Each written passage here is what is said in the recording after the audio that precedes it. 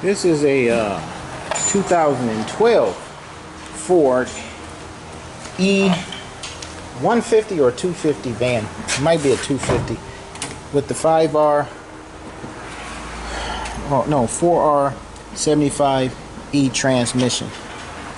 Okay, 2012. Let's see what we got here. Let's say 12. Yep. All right. So I'm pulling the codes up on this van, and it has a, what it says there, P0463 fuel level sensor A circuit high. And I don't normally concern myself with that, but it had transmission code shift solenoid B issue. Okay, P0755. Now it had more codes than that. So the first thing I did, this has a 5R75 transmission in there. We dropped the pin, changed the solenoid. Very easy to do. Okay, rather than going around checking. Didn't solve the problem. All right. Now I got to pay attention to the computer and the wiring, because now that means there's going to be a little bit more detail.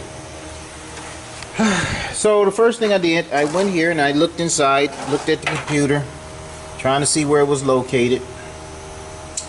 And I saw down at the bottom down there, the wire harness run all the way through there and going to the back. And by this being a van, first thing I want to check. So I went to the side here. I had to take the doghouse off, or that cover. And here we looking in the back. What do we see right here? And what do I see? Right down there,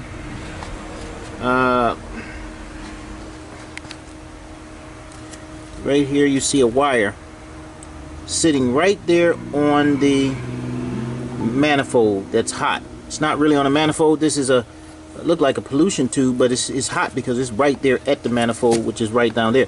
So of course I pull this up, and what do I see here? If you can see there, see if we can get close to it. You can see wires that's melted. So now they're melted. Where did they go? Where those wires go? There they go.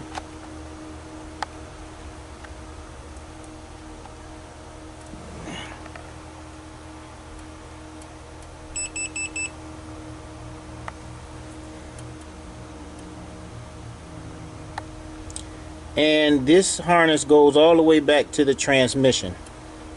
So this wire is going to have to be relocated somewhere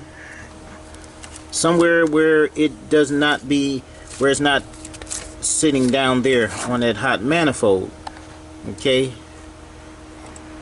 after they're put back together. Also, you look at stuff like this where this look like this is very sharp.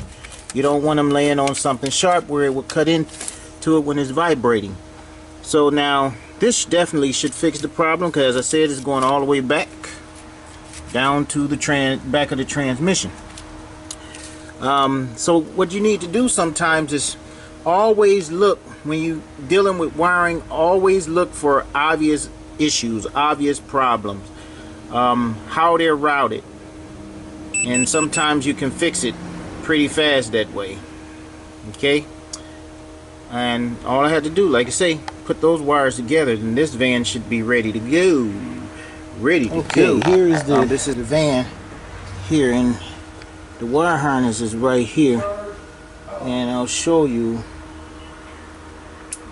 what I did. I pulled that wire harness from the transmission, and I pulled it all the way up to the front.